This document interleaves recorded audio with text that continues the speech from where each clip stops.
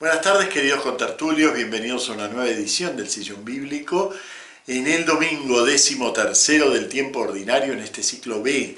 Y estamos con un texto largo, complicado, pero realmente precioso de San Marcos, capítulo 5, y nos abarca casi todo el capítulo 5. En este caso es bastante importante situar el texto en todo el conjunto del planteamiento que hace San Marcos. Él mismo nos va dando ciertas pistas que nos permiten unir o separar los textos, Pero claro, como ya les expliqué la semana pasada, a veces la liturgia tiene que hacer cortes entre los textos y es como si cada domingo nos contara una anécdota independiente. Una tarde Jesús subió al barco. No, al atardecer de ese mismo día Jesús subió, de ese mismo día. Entonces está vinculando la escena de la tormenta con las parábolas. Ahora fue en barco hacia la otra orilla, territorio pagano. Hace un milagro y vuelve y dice, y al bajar del barco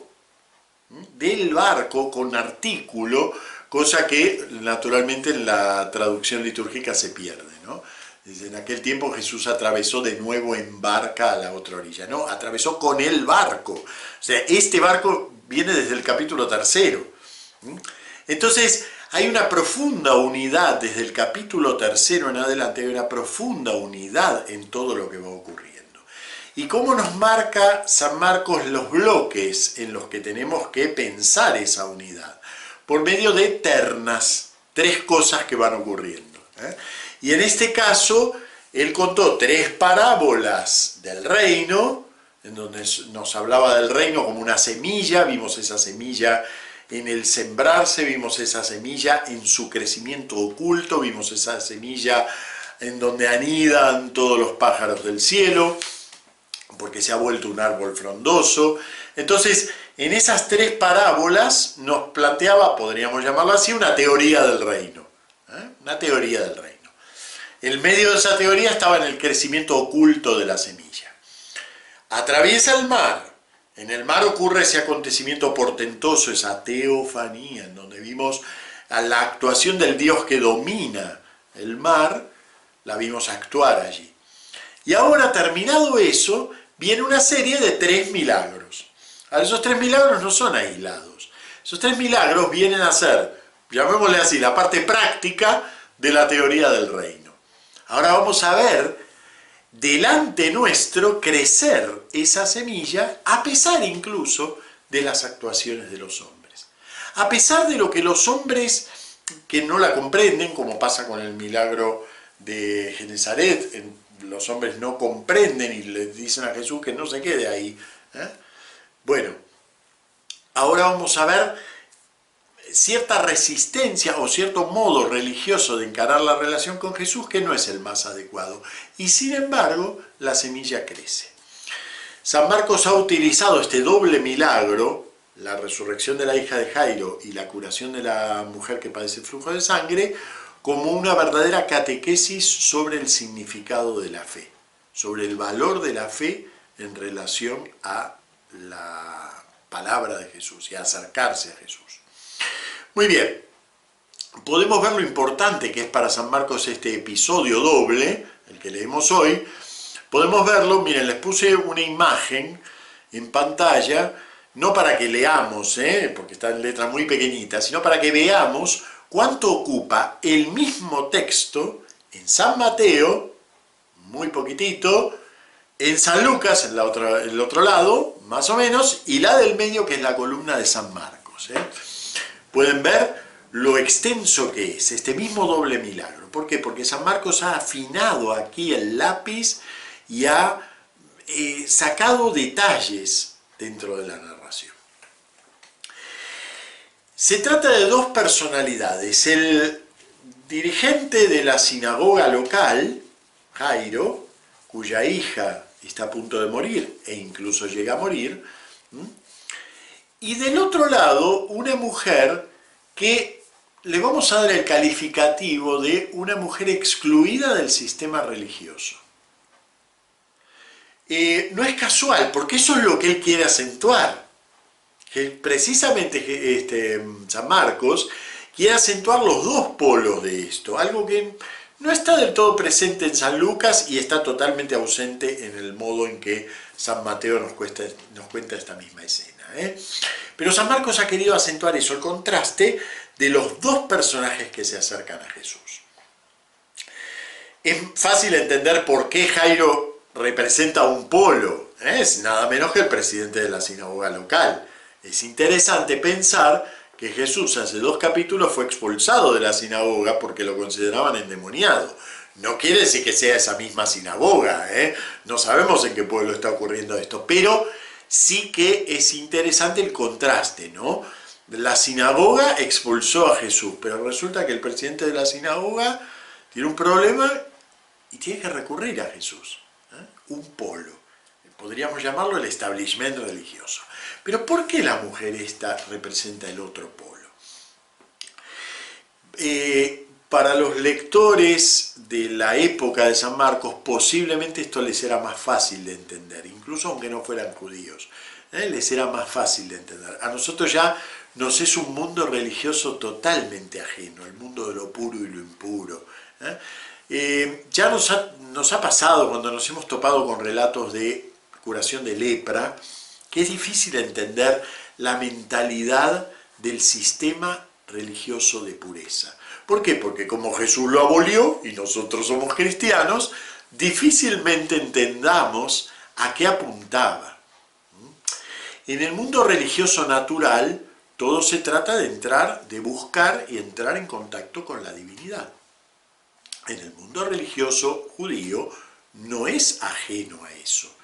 Busca lo mismo, solamente que en nombre del propio Dios tienen un mandato que está muy bien expresado en el libro del Levítico, que es sean santos porque yo soy santo. El ideal de Israel es ser la comunidad santa del más santo de todos, de Dios. La comunidad santa de Dios.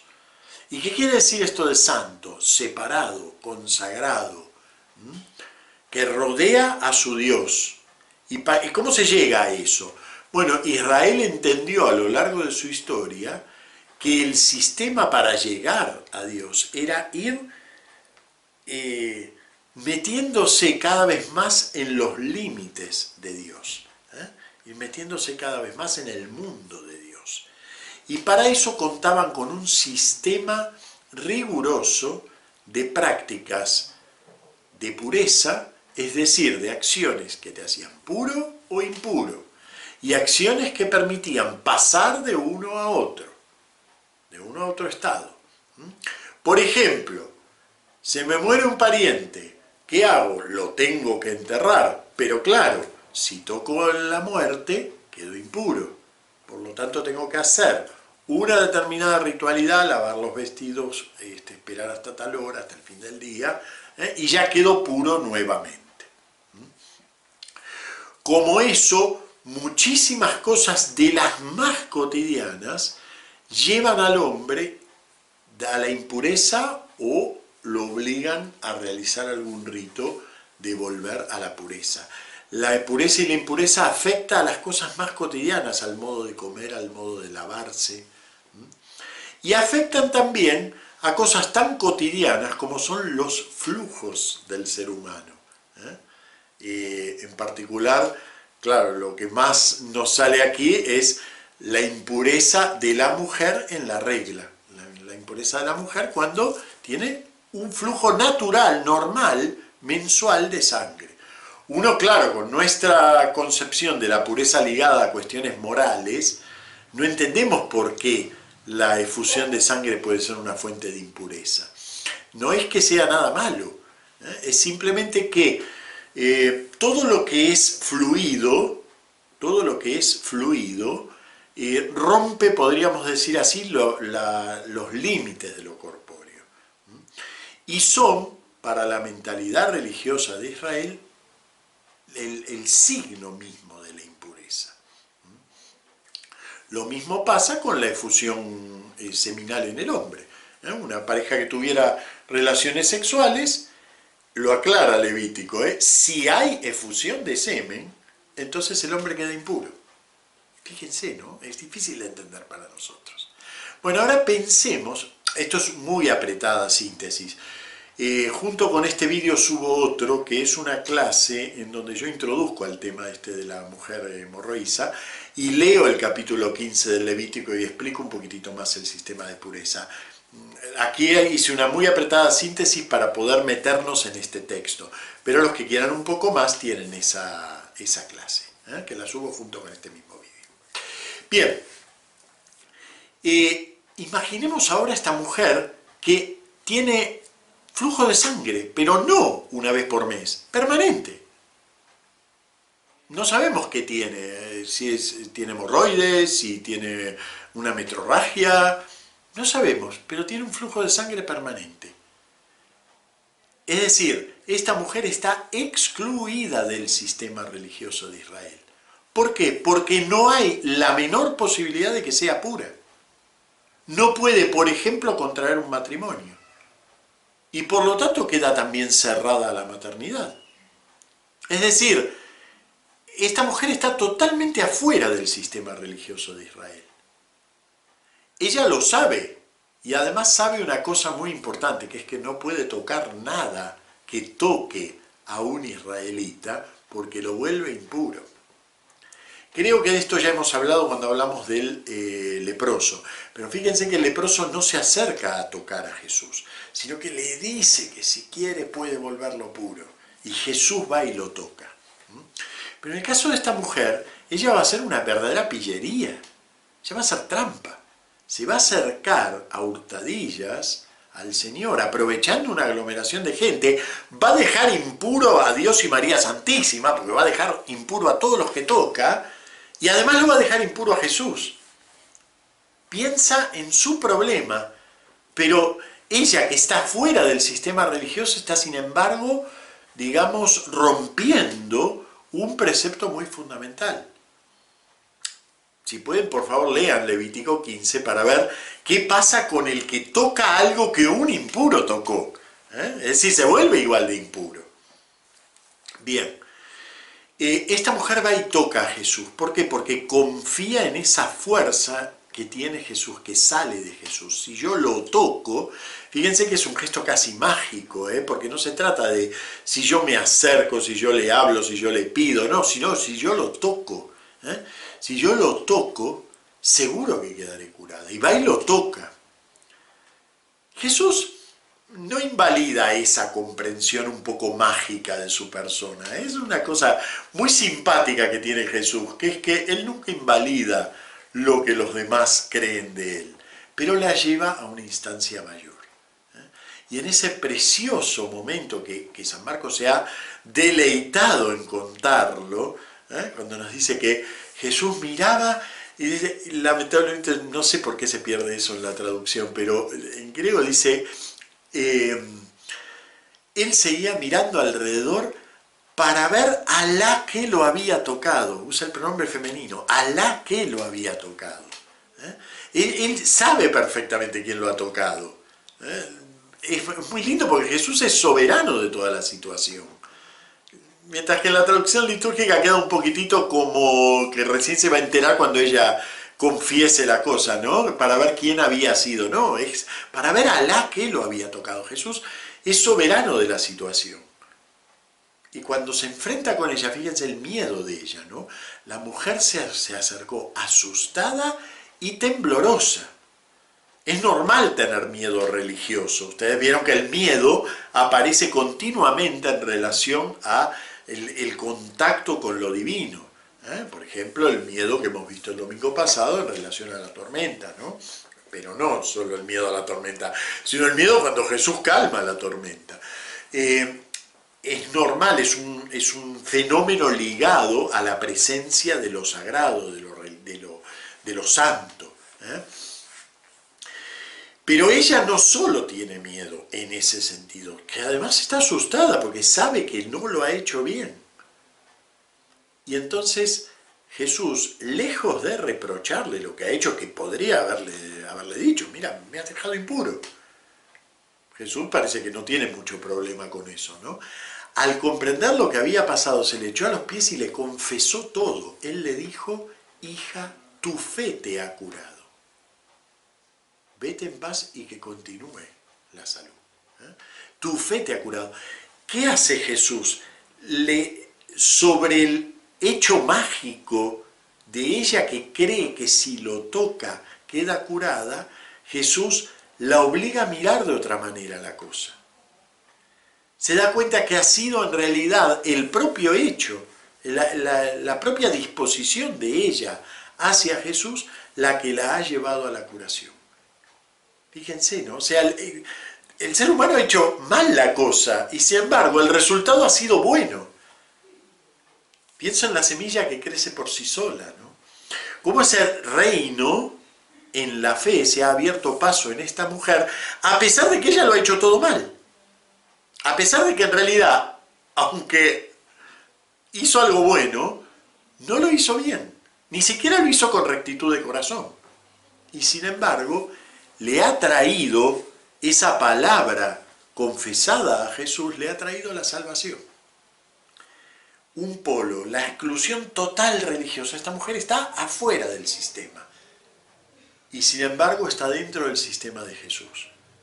Y ahora vamos al otro polo, el que está totalmente adentro del sistema, nada menos que el presidente de la sinagoga. Y sin embargo, a pesar de estar dentro del sistema religioso, el sistema religioso no puede aportarle eso que el sistema religioso prometía, la felicidad, la salvación.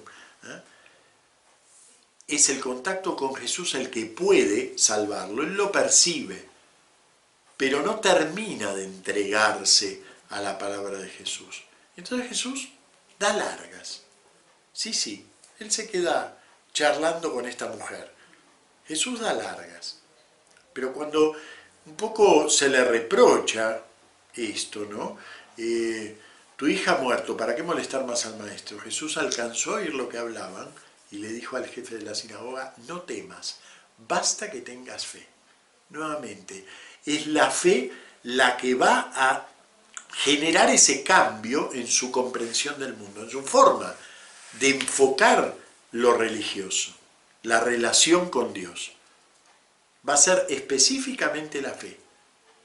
Entonces entran a la habitación, Jesús dice estas palabras para despertar a la muchacha: levántate, y la muchacha se levanta, y dice como resultado, dice, y se quedaron, bueno, aquí traduce viendo visiones, completamente fuera de sí. Fíjense qué expresión, ¿no? Completamente fuera de sí. También la otra mujer, la del flujo de sangre, había tenido que salir de sí misma para entrar en el sistema de Jesús. Ven que es la semilla que crece por sí sola. Te toca, te trae la palabra, pero para poder realmente percibirla hay que salir de sí. Salir de sí lo llama San Marcos entrar en la dimensión de la fe. ¿Qué quiere decir salir de sí? De los propios criterios, de la propia comprensión del mundo, del propio sistema, incluso religioso, que nos contiene y nos dice, bueno, esto es lo que está bien frente a Dios. Fíjense, los dos personajes, uno en un extremo de la religión de Israel, la otra en otro extremo de la religión de Israel, los dos han tenido que salir de sí para recibir realmente el efecto Jesús, esa semilla que planta Jesús. Bueno, creo que por hoy es bastante. Los invito a que lo lean este texto muy despacio y sobre todo saboreando su marcha. Me he centrado en un solo aspecto, que es esta polaridad entre los dos personajes, ¿no? Pero es un texto con muchas dimensiones y con mucha profundización en la cuestión de la fe. Muchas gracias, nos vemos la semana que viene.